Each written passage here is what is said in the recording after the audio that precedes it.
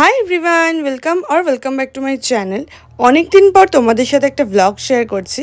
সেদিন আমার শ্যুট ছিল কৃষ্ণনগরে, আর আমার কল টাইম একটু সকাল সকালই ছিল, তাই আমি ঘুম থেকে উঠে রেডি হয়ে সোজা চলে গেছিলাম স্টেশনে। ওখান থেকে ট্রেনে করে সোজা গেলাম কৃষ্ণনগর।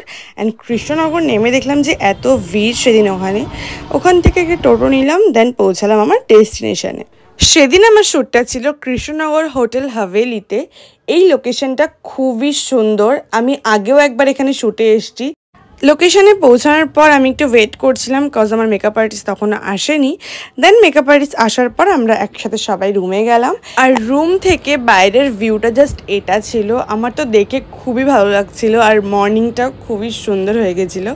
সো তারপর ভিউ এনজয় করার পর আমি ব্রেকফাস্ট করে নিয়েছিলাম, দেন আমার হেয়ার স্টার্ট হয়ে গেছিলো। সেদিন ছিল একটা মেকআপের সেমিনার, তো সেই জন্য হেয়ারটা আগে রুম থেকে প্রিপেয়ার করে নেওয়ার পর আমরা গেছিলাম মেকআপের জন্য। আর সেদিন সেমিনারটা 3জন মেকআপ আর্টিস্টের একসঙ্গে ছিল, তো সেই জন্যই আমরা একটু ল্যাদ খেয়েই কাজ করছিলাম, কজ আমার কাজ ছিল সেকেন্ড হাফে। বাট লাস্টে কিন্তু তাড়াহুড়ো লেগে গেছিলো, কজ আমাদের ডাক পড়ে গেছিলো অ্যান্ড আমরা তাড়াতাড়ি করে সেটে পৌঁছালাম। খুবই ভালো লাগছিল, অনেকে মেকআপ আর্টিস্ট এসেছিল এই সেমিনারটা জয়েন করতে। সো ইয়া,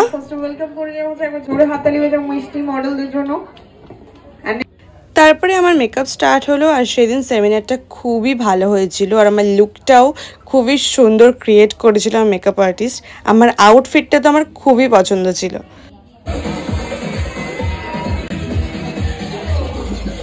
লুকটা রেডি হওয়ার পর আমাদের র্যাম্প হচ্ছিল, তার সঙ্গে ভিডিও শ্যুটও। দেন আমার ছিল আউটডোর শ্যুট, আর এই গরমে আউটডোর শ্যুট করতে কিন্তু খুবই কষ্ট হয়, বাট তাও কিছু করার নেই, করতেই হবে। আমি তো পুরো ঘেমে গেছিলাম, আর আমার প্যাকআপও হয়ে গেছিলো, সেই জন্য আমি দৌড়ে দৌড়ে আমার রুমে যাচ্ছিলাম যে কতক্ষণ একটু এসির মধ্যে যাবো, কাজ গরমে এই ড্রেসটা পরে একেবারেই থাকা যাচ্ছিল না। তারপর আমি চেঞ্জ করে নিয়েছিলাম, কারণ আমার হয়ে গেছিলো প্যাকআপ, আর আমি তো খুবই খুশি হয়ে গেছিলাম, অনেক তাড়াতাড়ি প্যাকআপ হয়ে গেছিলো। তারপর আমি চলে এসেছিলাম স্টেশন, আর কৃষ্ণনগরে এসে সেদিন আমি 1.5 ঘন্টা ওয়েট করার পর ট্রেন পেয়েছি। কোনো ট্রেনই ছিল না সেই টাইমটাতে, আর প্রচণ্ড ভিড় ছিল স্টেশনে, জাস্ট একটা বসার জায়গা ছিল না। তারপর ফাইনালি আমার ট্রেন আসলো, দেন ট্রেনে উঠে একটু বসলাম। তারপরে ট্রেনে করে সোজা চলে আসলাম চাকদা, দেন চাকদা নেমে টোটো ধরে সোজা বাড়ি। So yeah, that's it for today. ভিডিওটা ভালো লাগলে অবশ্যই লাইক করে দিও, আর আমার চ্যানেলটাও সাবস্ক্রাইব করে দিও। বাই।